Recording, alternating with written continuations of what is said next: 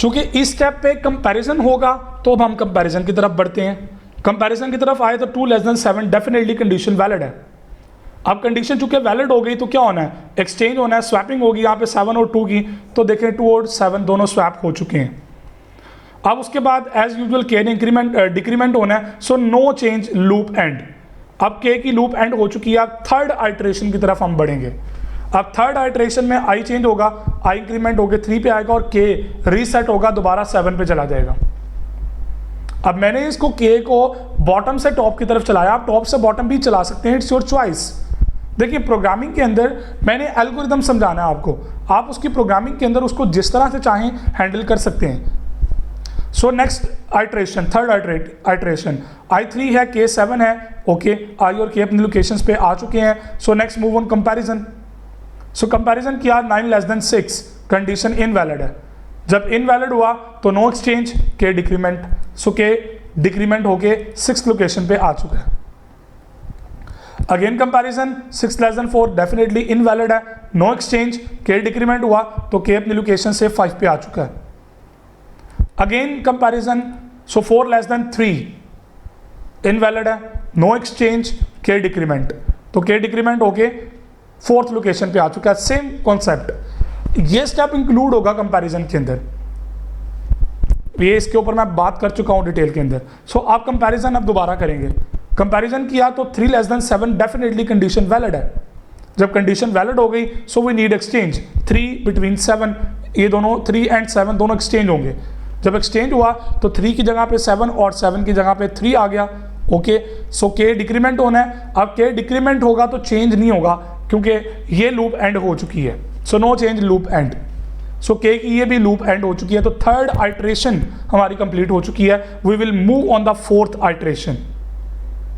अब 4th iteration पे I increment होके नेक्स्ट प्लेस पे आएगा एंड के अगेन रीसेट होगा। सो आई और के अपनी नई लोकेशंस पे आ चुके हैं। Then move on comparison. So 9 less than 6 invalid है, no need for exchange, so K decrement as usual, okay fine. Next page पे दोबारा कंपैरिजन आपने करना है। So 6 less than 4, so condition invalid है, no exchange, so K decrement होगा। सो अब यहाँ पे आ चुका है, I+2 लोकेशन पे आ चुका है।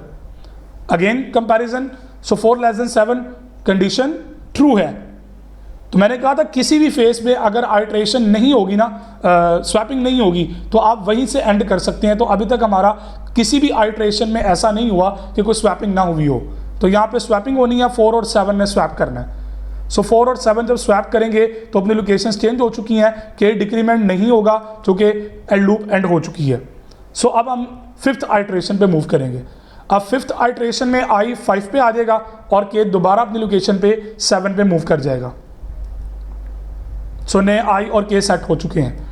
Then comparison, so 9 less than 6 condition invalid है, नो एक्सचेंज, के डिक्रीमेंट हुआ, ओके फाइन। नेक्स्ट स्टेप पे आगे। अब नेक्स्ट स्टेप पे आपका जो कंपैरिजन है वो दोबारा चेक हुआ, 6 लेस देन 7 कंडीशन वैलिड हो गई।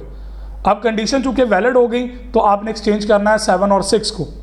सो 7 और 6 जब एक्सचेंज होंगे तो आपकी लोकेशन चेंज हुई। इसी तरह के डिक्रीमेंट, डेफिनेटली के डिक्रीमेंट नहीं होगा क्योंकि आई के दोनों इक्वल हो गए हैं, तो we will end the loop. तो यहाँ पे लूप एंड हो चुकी है। अब दोबारा 6th आइट्रेशन, नेक्स्ट आइट्रेशन पे मूव करेंगे। अब यहाँ पे आई भी इंक्रीमेंट हो गया और के अपनी लोकेशन पे रीसेट हो गया। नाउ कंपैरिजन किया, so 9 less than 7 no need, invalid, no need for exchange, okay. K decrement हो गया, आई के इक्विवेलेंट हुआ। अब के आई के इक्विवेलेंट हो गया, इसका मतलब लूप एंड हो गई। अब आई अगले स्टेप पे जब आएगा 7th लोकेशन पे, 7th आइट्रेशन में आई और के दोनों इक्वल हैं। अब चूंकि आई और के इक्वल है, no need for exchange, no need for comparison, तो हमने वहीं पे लूप को एंड किया। यहाँ पे हम कह सकते हैं कि आपकी के की लूप ही एंड हो गई और next iteration will not work, काम नहीं करेगी चूंकि आई और के दोनों इक्वल हैं। तो I+2 तक उसने जाना था ना के ने, तो चूंकि आई और के दोनों इक्वल हो गए, so next iteration will not work. So loop आपकी आई वाली लूप भी एंड हो गई। सो दोनों लूप्स आपकी प्रॉपरली एंड हो चुकी हैं। तो अरे आप देख लें, सॉर्टेड ऑर्डर में आपके पास अवेलेबल है। So no further proceeding, so then array is sorted.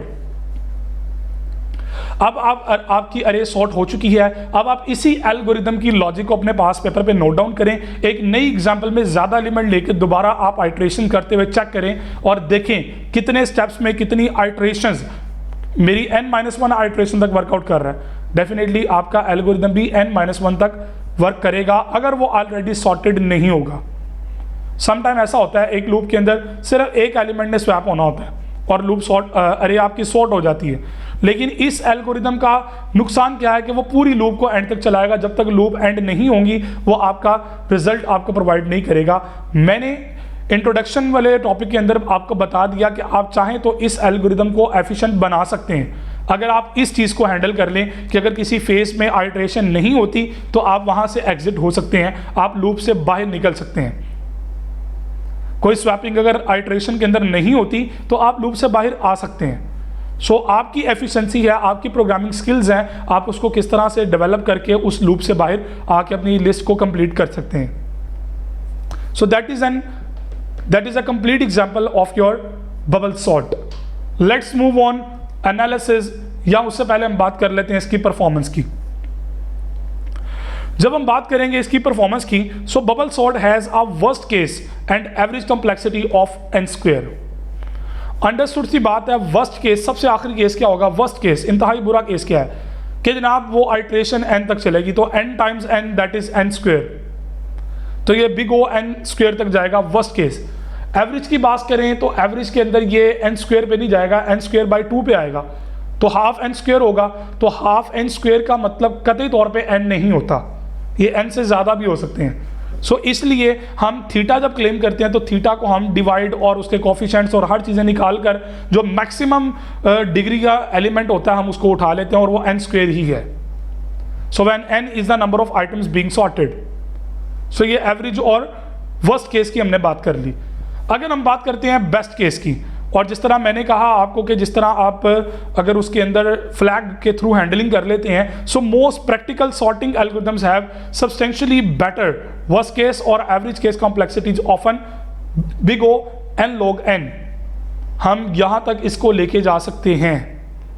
जैसे इंटरपोलेशन सर्च एक एल्गोरिथम मैंने पढ़ाया था आपको, उसके अंदर आप देखें तो n log n पे जाती है इसकी कॉम्प्लेक्सिटी, बल्कि उसके अंदर तो log ऑफ log n पे जाता है। सो कुछ ऐसे एल्गोरिथम जैसे मर्ज सॉर्ट है और भी काफ़ी सारी सॉर्टिंग स्कीम्स हैं जो इससे बेटर हैं, जो इससे बेस्ट हैं। Even other big O n² sorting algorithm such as insertion sort generally run faster than bubble sort. हालांकि इंसर्शन सॉर्ट जो है वो इससे भी फास्ट चलती है, लेकिन उसका भी time cost big O n² भी होता है and are no more complex. तो आपकी डिफरेंट एल्गोरिदम्स अवेलेबल हैं जो बबल सॉर्ट से मच फास्टर हैं, आप उसकी तरफ भी जा सकते हैं। लेकिन फिर वही बेसिक रूल कि आगे बढ़ने से पहले पीछे वाले कॉन्सेप्ट्स का क्लियरेंस होना ज़रूरी होता है। अगर पीछे वाले सब कॉन्सेप्ट क्लियर नहीं होंगे या n² कॉम्प्लेक्सिटी का आइडिया नहीं होगा तो कभी भी आप उसको log n कॉम्प्लेक्सिटी या n कॉम्प्लेक्सिटी को उसकी इंपॉर्टेंस का आइडिया नहीं लगा पाएंगे।